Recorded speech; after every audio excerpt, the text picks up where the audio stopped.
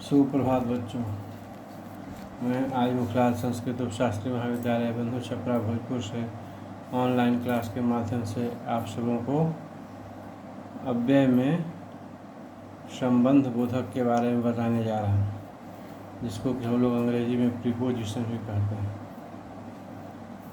तो सबसे पहले तो हम लोग ये जानेंगे कि संबंध बोधक कहते किसे हैं। संबंध बोधक को हम लोग परसर्ग भी कहते हैं। संबंध बोधक का पर्यायवाची शब्द है परसर्ग। उसका परिभाषा है कि जो अव्यय शब्द संज्ञा या सर्वनाम के बाद प्रयुक्त होकर वाक्य में दूसरे शब्दों से उसका संबंध बताते हैं, उन्हें संबंध बोधक या परसर्ग कहा जाता है। जैसे सीता घर के भीतर बैठी है, शीत के कारण गरीब का बुरा हाल था। तो इसमें के भीतर और के कारण, यहाँ हम लोग यही बातें हैं कि इन वाक्यों में के भीतर तथा के कारण जो शब्द है वह संबंध बोधक अव्यय है। इन्हें हम लोग परसर्गीय संबंध भी कह सकते हैं। लेकिन संबंध बोधक अव्यय परसर्ग रहित भी होते हैं। जैसे मैं रात भर जागता रहा। तो इस प्रकार हम देखें कि संबंध बोधक अव्यय के दो रूप हम लोगों के सामने आते हैं। परसर्ग सहित जो है वह है के बारे, के समान, के सिवा, और परसर्ग रहित जो है वह है भर, बिना, पहले, मात्र, अपेक्षा। तो इस प्रकार पहले, सामने, आगे, पास, परे, द्वारा, बिना, ऊपर, नीचे, भीतर, अंदर, और, मध्य, बीच में, बाद, निकट, कारण, साथ, समेत, विरुद्ध, पश्चात, सरीखा, तक, सदृश, प्रतिकूल, मात्र, अपेक्षा, मार्फत आदि, ये सब जो है संबंध बोधक अव्यय की श्रेणी में आते हैं। अब अर्थ के अनुसार संबंध बोधक अव्यय के 8 भेद हैं। संबंध बोधक अव्यय के प्रयोग के अनुसार दो है संबद्ध और अनुबद्ध। और अर्थ के अनुसार कुछ हिंदी व्याकरण के विद्वानों के अनुसार 8 भेद और कुछ हिंदी व्याकरण विद्वानों के अनुसार 13 भेद है। और व्युत्पत्ति के अनुसार है 2, मूल संबंध बोधक और यौगिक संबंध बोधक। तो सबसे पहले हम लोग देखेंगे सबसे पहले प्रयोग के अनुसार। इसमें संबंध बोधक 2 प्रकार के हैं, संबद्ध और अनुबद्ध। तो संबद्ध संबंध बोधक जो है वह शब्द संज्ञा की विभक्तियों के पीछे आते हैं। जैसे धन के बिना, इसमें के जो है सो धन के पीछे आया है। नर की नाई की जो है सो नर के बाद आया है। तो संबद्ध संबंध बोधक। अब अनुबद्ध संबंध बोधक, तो यह जो शब्द है वह अव्यय संज्ञा के विकृत रूप के बाद आते हैं। जैसे किनारे तक, जो है सो सखियों सहित, कटोरे भर, पुत्रों समेत। अब ये शब्दों में किनारे, सखियों, कटोरे, पुत्रों, ये सब जो हैं अनुबद्ध संबंध बोधक है। अब अर्थ के अनुसार, जैसा कि हमने कहा कि कुछ हिंदी व्याकरण के विद्वानों के अनुसार संबंध बोधक के 8 प्रकार हैं। जो पहला काल बोधक अव्यय है, दूसरा स्थान बोधक अव्यय है, तीसरा दिशा बोधक अव्यय है, चौथा साधन बोधक अव्यय है, पाँचवां विषय बोधक अव्यय है, छठा सादृश्य बोधक अव्यय है, सातवां मृतता बोधक अव्यय है और 8वां विरोध बोधक अव्यय है। जबकि कुछ विद्वानों के अनुसार इसमें अर्थ के अनुसार संबंध बोधक के 13 अर्थी हैं, 13 भेद हैं। कौन कौन? अर्थ के अनुसार तो उनके अनुसार है कालवाचक, स्थानवाचक, दिशावाचक, साधनवाचक, हेतुवाचक, विषयवाचक, व्यतिरेकवाचक, विनिमयवाचक, सादृश्यवाचक, विरोधवाचक, सहचरवाचक, संग्रहवाचक, तुलनावाचक। ये जो है 13 वो भेद कुछ विद्वानों के अनुसार है। तो सबसे पहले हम लोग ये देखेंगे आज जो 8 भेद बताया गया है उसके बारे में।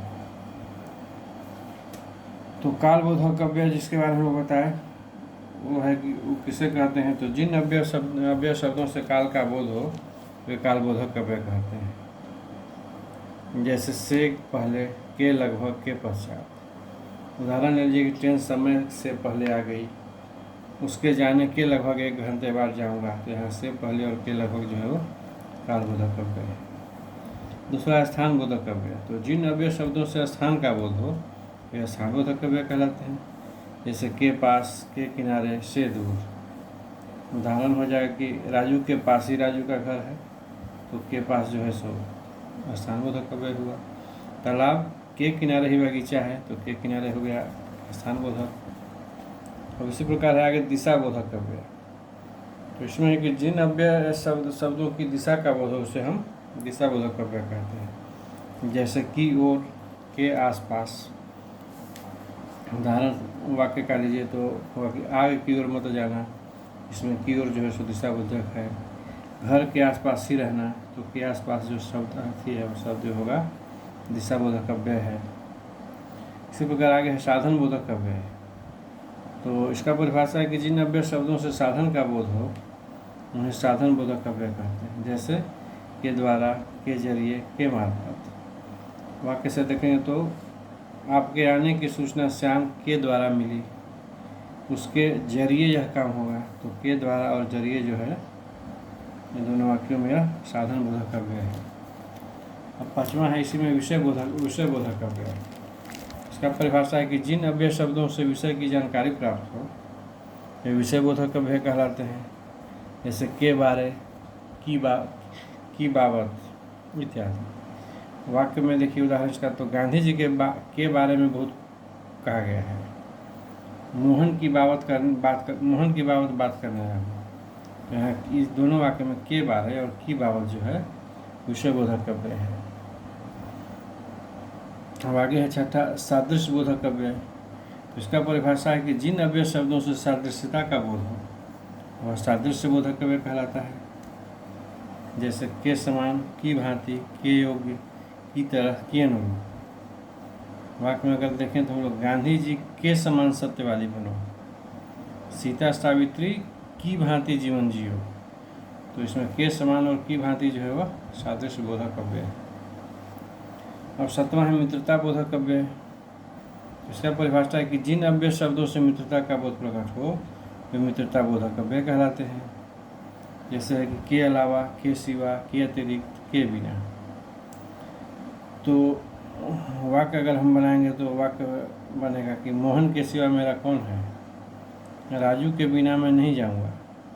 तो दोनों वाक्यों में के सिवा और के बिना जो है वह मित्रता बोधक अव्यय है। और अंत में 8वां जो है वह विरोध बोधक अव्यय है। इसका परिभाषा है कि जिन अव्यय शब्दों से विरोध व्यक्त होता है वे विरोध बोधक अव्यय कहलाते हैं। जैसे के विरुद्ध, के खिलाफ, के उल्टा। उदाहरण वाक्य में अगर हम लोग बनाएंगे तो उसके विरुद्ध मत बोलो, मेरे खिलाफ कोई चुनाव नहीं लड़ेगा। तो इन दोनों वाक्यों में विरुद्ध और खिलाफ जो है वह विरोध बोधक अव्यय है। तो यह तो था संबंध बोधक के भेद, 8 भेद, जो कुछ हिंदी व्याकरण विद्वानों के अनुसार है, अर्थ के अनुसार, और कुछ हिंदी व्याकरण के विद्वान के अनुसार अर्थ का जो भेद है वह 13 बताए हैं।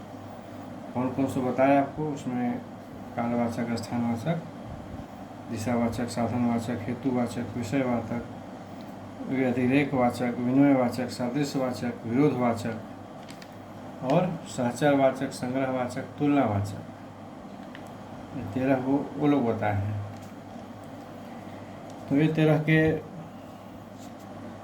ये 13 का जो उदाहरण है, जैसे कालवाचक, कालवाचक में आगे पीछे बाद पहले पूर्व अनंतर पश्चात उपरांत लगभग ये सब इत्यादि।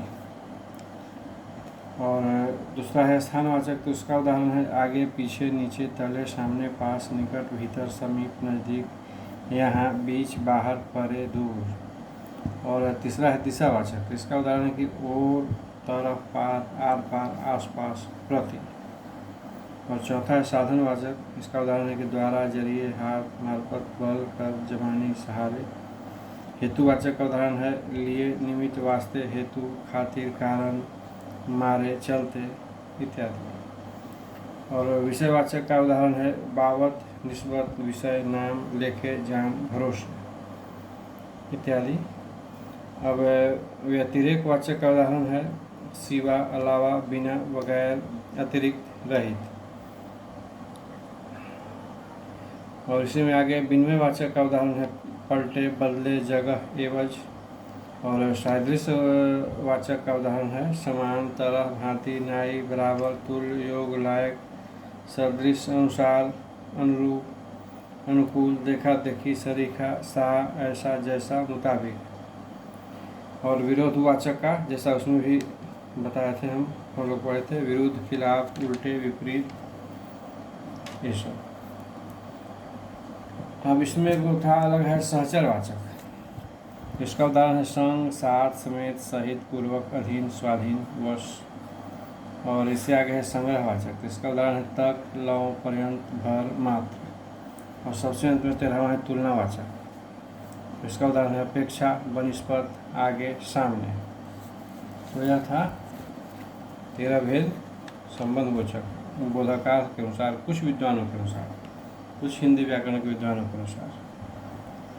अब व्युत्पत्ति के अनुसार संबंध बोधक का जो है 2 भेद है, मूल संबंध बोधक और यौगिक संबंध बोधक।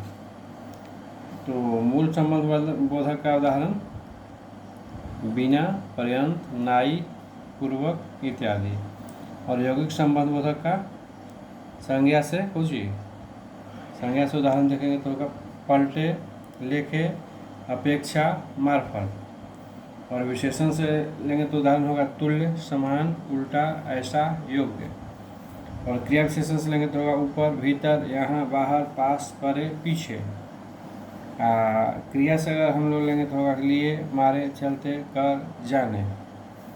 तो यह था संबंध बोधक के बारे में हम लोगों को जानकारी मिला कि प्रयोग के अनुसार कितने भेद हैं, अर्थ के अनुसार कितने भेद हैं और व्युत्पत्ति के अनुसार कितने भेद हैं और कौन कौन है। और आज के क्लास में इतना ही। अब अगले क्लास में अगले दिन हम सबों को आगे का पढ़ना है समुच्चय बोधक के बारे में। आगे हम लोग पढ़ेंगे समुच्चय बोधक के बारे में। तब तक के लिए सभी बच्चों को शुभ दिन।